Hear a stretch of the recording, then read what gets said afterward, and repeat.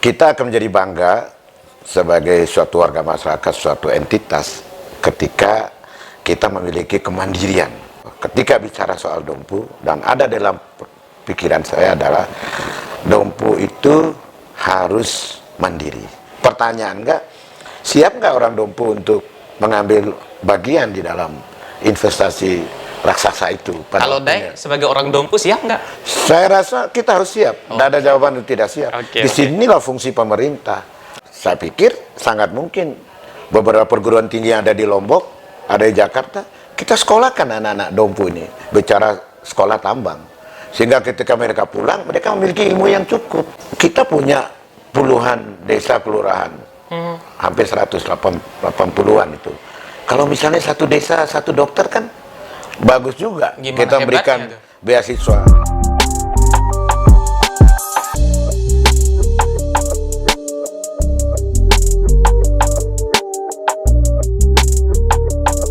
Hari ini saya mau bicara santai dengan seorang tokoh NTB, ya.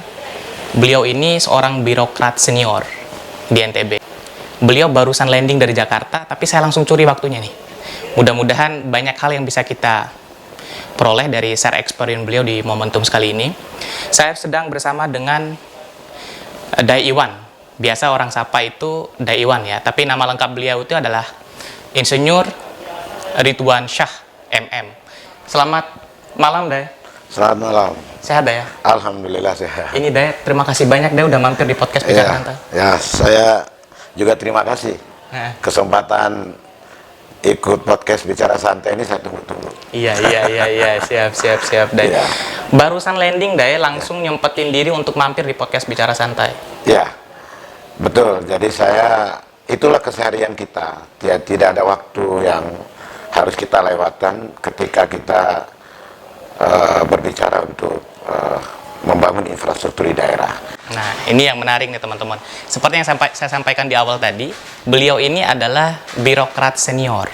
Saya sampaikan teman-teman ya, beliau ini adalah salah seorang yang paling berjasa ya, bahasanya seperti itu ketika COVID-19. Ya, Ketua Satgas. Ya. Kemudian menuntun proses tercapainya NTB Gemilang, program gubernur. Ya. Jadi ini adalah putra asli Dompu teman-teman yang sangat berkomitmen untuk NTB, membangun NTB ya dari desa sampai nasional. Kira-kira seperti itu, Dai. Ya. Nah, bicara tentang prestasi, Dai.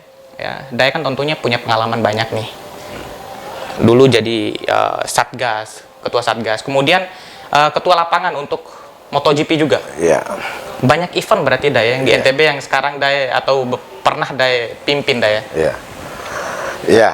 Jadi alhamdulillah saya ini pertama bersyukur ikut memberi warna di dalam pembangunan Nusa Tenggara Barat. Saya berkarir sudah 30-an tahun dan di paling tidak sudah 6 gubernur. Apa yang dicapai saat ini tentu pondasinya dibangun oleh pendahulu-pendahulu kita. Nah, cuman di dalam kepemimpinan Pak Gubernur Dr. Jul ini memang ada suatu cara yang tidak biasa yang beliau lakukan dan itu memberi warna.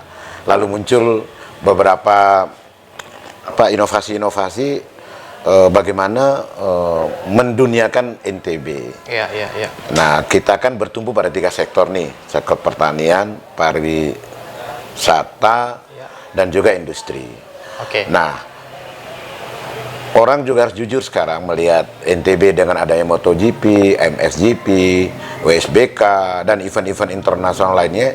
Menurut saya itu adalah cara tidak biasa dari kita ber-NTB ini untuk bagaimana membumingkan potensi yang kita miliki.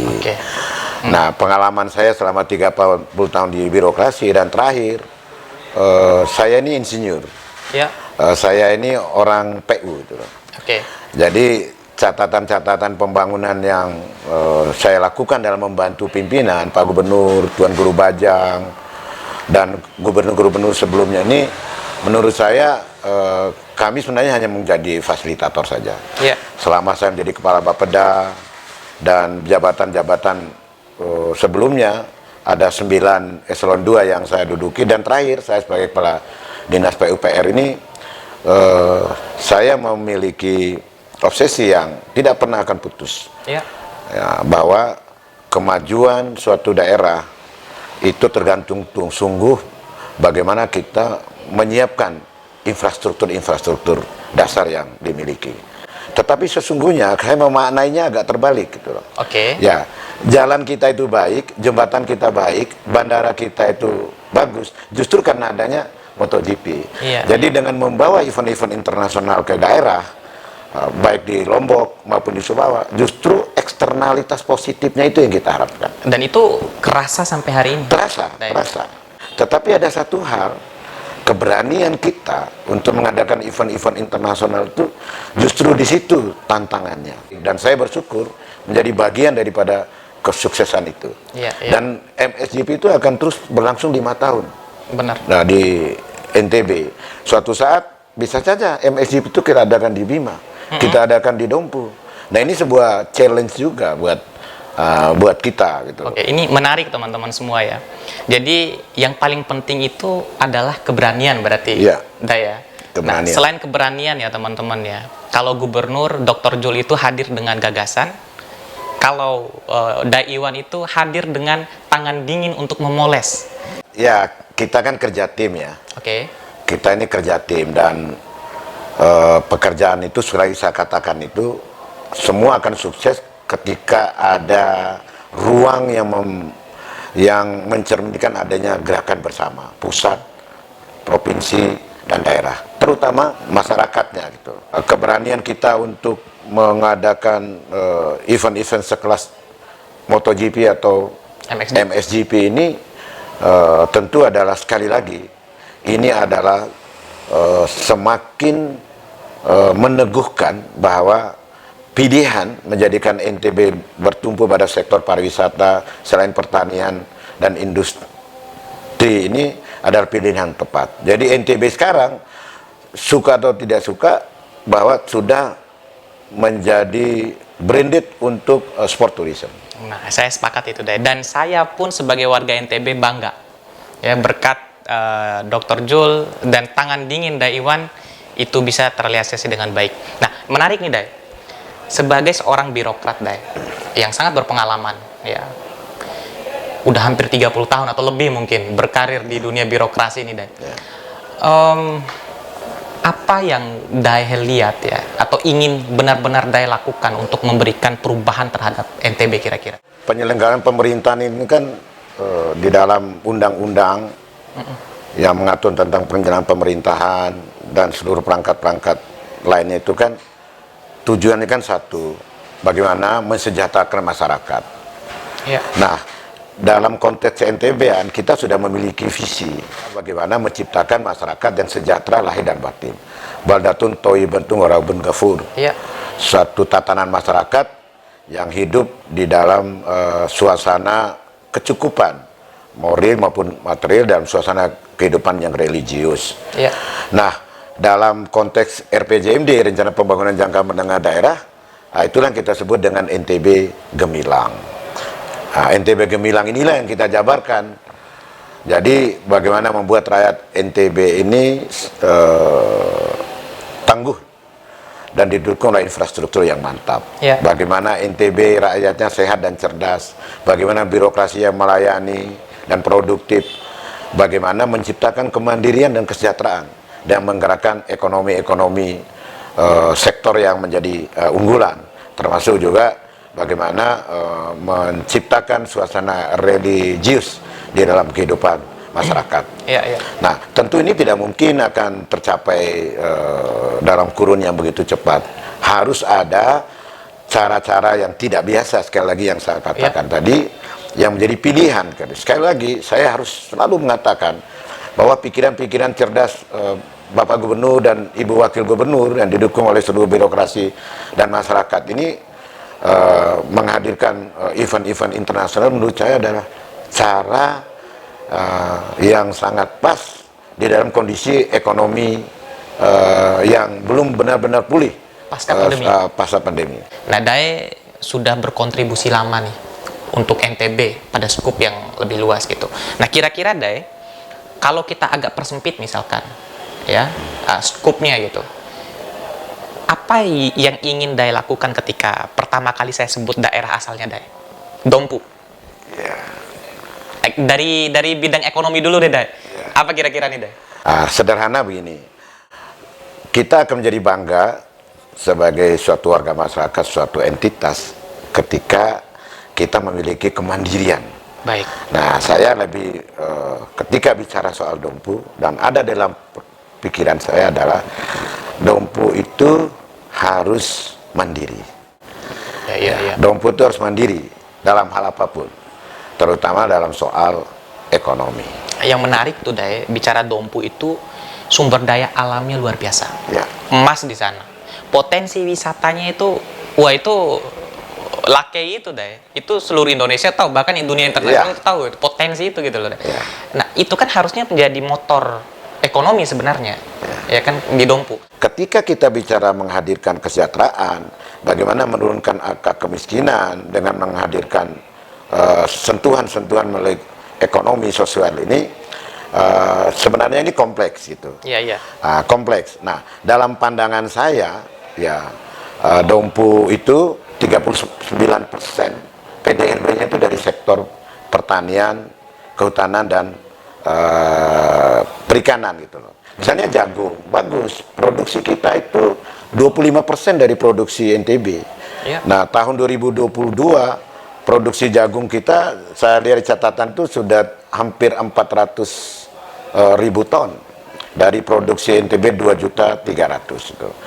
Nah, sehingga dalam pandangan saya ke depan ini saya tidak ingin berdebat. Oke, jagung sudah bagus sekarang. Tapi pertanyaannya adalah bagaimana kita meningkatkan nilai tambah dari sektor pertanian. Iya. Ya, termasuk di dalamnya ini jagung. Ini sebuah tantangan menurut saya, seperti konsep yang sering kita gaungkan di NTB itu, bahwa memberikan nilai tambah ini jawabannya hanya satu, industrialisasi.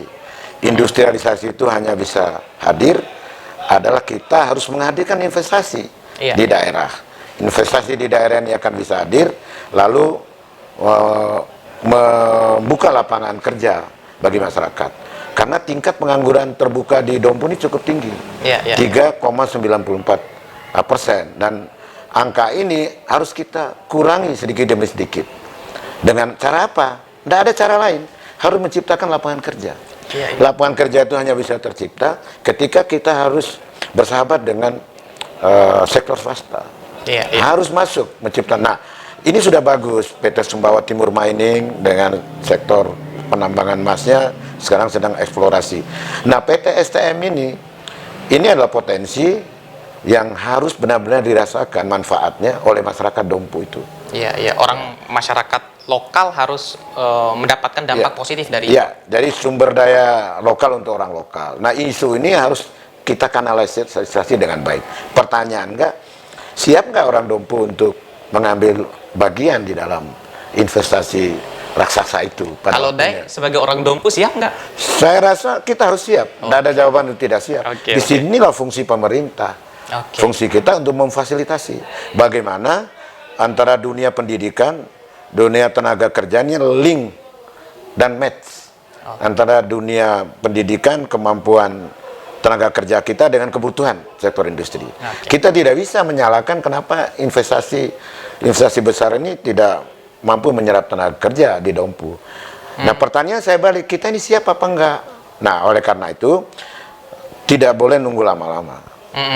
Jadi anak-anak muda, sarjana-sarjana kita, tenaga-tenaga kerja ini potensi yang sangat besar, harus kita mampukan sehingga mereka bisa mengambil peran. Dai bisa sampai sedetail itu tahu tentang Dompu gitu loh. Padahal skup kerjanya itu di provinsi gitu loh. Jadi sampai angka-angka detailnya itu ini menarik ya teman-teman ya. Artinya kecintaan beliau nggak bisa kita ragukan. Beliau tetap memperhatikan perkembangan dan kemajuan Dompu di masa depan lah. Kira-kira seperti itu. Nah Dai, sebelum kita lanjut nih Dai, karena kita bicara tentang ekonomi, nggak apa-apa kan Dai kita bicara Dompu, nggak masalah kan Dai? Ya nggak apa-apa. Saya khusus ya teman-teman ya, mau ajak Dai bicara di podcast ini, itu saya mau bongkar isu-isu tentang Dompu. Ya Dai, nggak apa-apa Dai ya? Boleh. Boleh Dai ya. Nah, bicara tentang ekonomi Dai, kita juga di podcast Bicara Santai ini ada satu produk Dai. Ya. Ya, produk UMKM. Woi, Nanti kita bicara UMKM di Dompu deh. Tapi sebelum kita bicarain UMKM di Dompu, ya kita mau coba satu produk dari UMKM. Ini dari Mataram deh. Namanya roti gembong Mandalika. Jadi ini teman-teman semua ya, roti gembong Mandalika. Ini produk UMKM deh. Dia roti gembong ini deh, roti lembut di Mataram. ya. Jadi deh kalau coba sekali, ketagihannya seumur hidup. Enggak deh. Ini roti enak nih, roti gembong. Siap. Ya. Hati-hati deh, awas ketagihan deh. Ini enak nih buat sambil ngopi. Sambil ngopi ya. Enak. Enak banget deh ya. Ya. Lembut deh. Lembut. Bagus. Jadi ini teman-teman cocok banget untuk di stok ketika mau berbuka puasa. Kebetulan sekarang lagi bulan Ramadan Ya. kan. Sebelum buka puasa, kalau nggak ada takjil, roti gembong Mandalika. Ini bisa dibeli di mana? Ini outletnya deh banyak di Mataram, kebetulan Oh. ada 5 outlet ya. Ya. Ada di Panji Tilar, di Ya. Terong Tawah, di Rembige, kemudian ada di Ruby. Nanti untuk kontak personnya saya cantumin di video teman-teman semua ya. Khusus untuk orang Dompu juga jangan lupa roti gembong Mandalika nih. Untuk oleh-oleh enak banget. Bicara tentang ekonomi deh. Kan roti gembong ini kan salah satu UMKM. Oh ya. Nah, kalau di Dompu deh, kira-kira potensi apa yang bisa dikembangkan dari sisi ekonomi kira-kira? Yang berpotensi banget untuk menjadi nilai tawar ketika orang pergi ke Dompu berwisata kan harus ada buah tangan deh. Ya. Nggak mungkin enggak. Kira-kira apa deh? Kembali lagi kita punya potensi tadi yang saya katakan, pertanian. Nah, contoh jagung, hanya produk turunan jagung itu ya seperti roti misalnya, jus jagung dan lain-lain.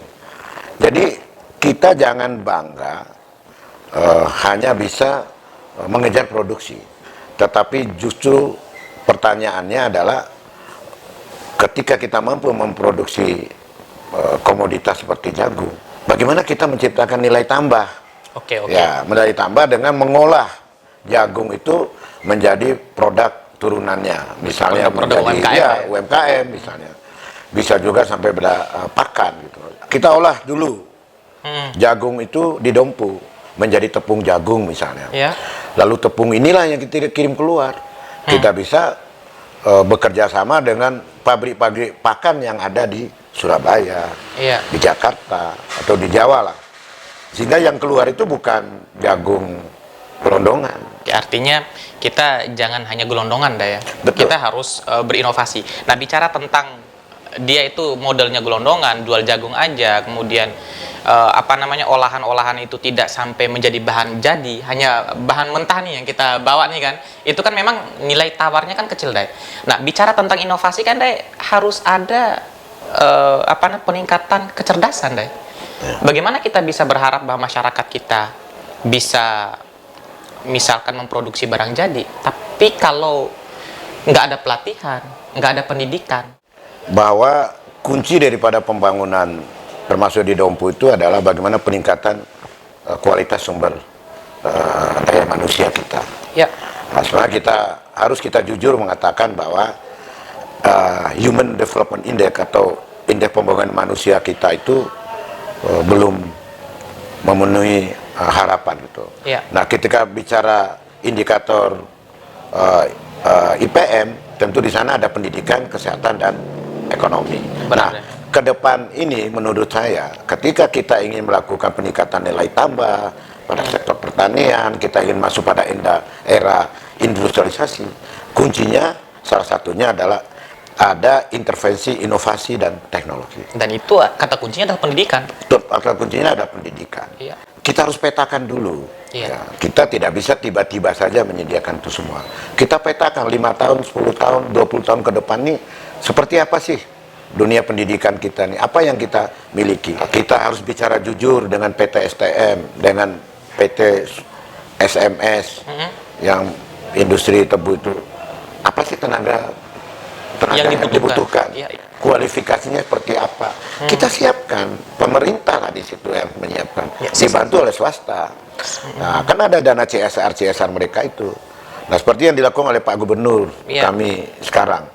Nah, kami sudah tanda tangan MOU dengan PT Sumbawa Timur Mining untuk melatih tenaga-tenaga terampil di bidang operator alat berat. Iya. bekerja sama dengan Akom, UTS Sumbawa. Jadi ketika pembangunan tambang itu berjalan, pasti butuh tenaga kerja. Nah, kita udah siap gitu. Iya. Udah siap memenuhi syarat, karena itu kan perusahaan yang mayoritasnya dikuasai oleh asing. Dia punya standar-standar yang tidak bisa ditawar. Tenaga kerjanya bersertifikasi. Iya. Ada grade-grade atau standar yang harus dipenuhi. Nah, itu yang saya katakan tadi, bahwa sumber daya lokal untuk orang lokal itu tidak hanya sebuah jargon. Artinya pendidikan sangat vital. Sangat vital ketika kita bicara satu sisi. Ya. Kedua, terkait juga dengan kesehatan gitu loh. Iya. Nah, sekali lagi mohon maaf, saya juga harus memberikan pujian kepada program Pak Gubernur mengenai pengiriman beasiswa ke luar negeri. Iya, NTB Gemilang tuh. NTB 1000 Gemilang, cendekia, Pak. 1000 cendekia. Mantap. Nah, ini bisa kita tiru di Dompu misalnya. Kalau kita sengaja menyiapkan ini semua dengan baik dari sekarang. Kita punya puluhan desa kelurahan. Hampir 180-an itu. Kalau misalnya satu desa satu dokter kan bagus juga. Gimana kita berikan hebatnya tuh? beasiswa sehingga orang-orang desa tercukupi fasilitas pemenuhan untuk kesehatannya. Di tiap desa misalnya ada dokter misalnya. Saya tertarik tuh deh sama konsep itu, karena kita sadar bahwa pendidikan ini penting sekali. Saya kan sering diskusi sama teman-teman aktivis Dompu, ya kan. Mereka bilangnya gini, kok nggak ada ya dari pemerintah daerah kami yang di Dompu itu yang kasih beasiswa untuk mereka, begitu loh. Nah, harusnya peran pemerintah berarti di situ, Daya. Ketika kita bicara misalnya kemampuan keuangan daerah itu terbatas, ya, tapi kan tidak harus mengirim mahasiswa ke luar daerah atau ke luar negeri. Ini kan tidak harus semuanya dibiayai dari APBD. Banyak cara-cara lain. Salah satunya swasta. Swasta. Nah, inilah yang tadi saya katakan. Kita harus bersahabat, menciptakan iklim investasi yang baik. Nah, bagaimana iklim investasi bisa masuk ke daerah ketika daerah kita tidak kondusif? Benar. Kita harus bersahabat dengan mereka. Termasuk juga berkontribusi terhadap bagaimana mengirimkan anak-anak muda ini, mahasiswa kita. Nah, misalnya di Dompu nih, sektor apa yang mendominasi di sana? Oke lah, misalnya sektor pertambangan. Ada yang menolak tambang, ada yang menerima, mbak sah-sah saja. Tetapi mau menolak mau menerima itu kita harus punya ilmunya. Persis. Ya, ada justifikasi teknis. Nah, bagaimana caranya? Saya pikir sangat mungkin beberapa perguruan tinggi yang ada di Lombok, ada di Jakarta, kita sekolahkan anak-anak Dompu ini bicara sekolah tambang, sehingga ketika mereka pulang mereka memiliki ilmu yang cukup Dan siap berkontribusi untuk daerah. ya. Inilah fungsi pemerintah. Baik. Bagaimana memampukan tenaga kerja lokal ini dan mengirim anak-anak muda ini, pelajar, mahasiswa kita ini, sehingga mereka bisa mendapat ilmu yang cukup dan membuka wawasan nasionalismenya dengan bersekolah di luar daerah pada jurusan-jurusan yang memang sangat dibutuhkan oleh Ya. daerah. Sekarang sebenarnya ada banyak mahasiswa yang kuliah misalkan di Lombok gitu. Cuman mereka bingung balik itu mau kerja apa. Iya. Ya, balik mau ngelakuin apa? Akhirnya nganggur, akhirnya ke ladang jagung lagi dah jadinya. Ya, saya kaget gitu ketika saya tanya ketua mahasiswa Manggalewa itu, berapa anak-anak di kecamatan Manggalewa itu yang kuliah di Mataram. Ternyata jumlahnya itu hampir 1000, Pak. Bayangan dah. Nah, lalu kalau semua kecamatan kira-kira sama, 8 kecamatan, berarti kan hampir 10.000. Iya. Lalu mereka nih kerja di mana? Iya. Justru itulah tantangan bagi kita, ya, bagaimana membuka lapangan kerja ini. Sekali lagi kuncinya hanya satu, menurut saya, Ya. adalah menghadirkan investasi di daerah. Oke. Nah, menghadirkan investasi, membuka lapangan kerja. Lapangan kerja terbuka, meningkatkan pendapatan. Pendapatan meningkat, tentu angka kemiskinan akan menurun. Mohon maaf, boleh dibantah pendapat saya, Dompu atau kota Dompu itu menurut saya belum sepenuhnya mencirikan sebuah kota. Itu sebuah desa besar kalau menurut saya. Anak muda itu adalah potensi. Oke. Anak muda itu adalah sebuah fase yang penuh dengan kreativitas. Kita harus membangun sebuah ruang publik kreatif bagi anak-anak muda ini. Jadi membuka ruang-ruang seperti itu tuh selain juga membuka ruang secara ekonomi, secara spasial dalam konteks tata ruang, tapi juga itu adalah tempat untuk bertemunya segala keinginan. Ya. Wih, tajam nih Pak. Saya waktu itu pada zaman kepemimpinan Tuan Guru Bajang menggagas untuk membangun pelabuhan Kilo, dan insya Allah mulai tahun ini dibangun.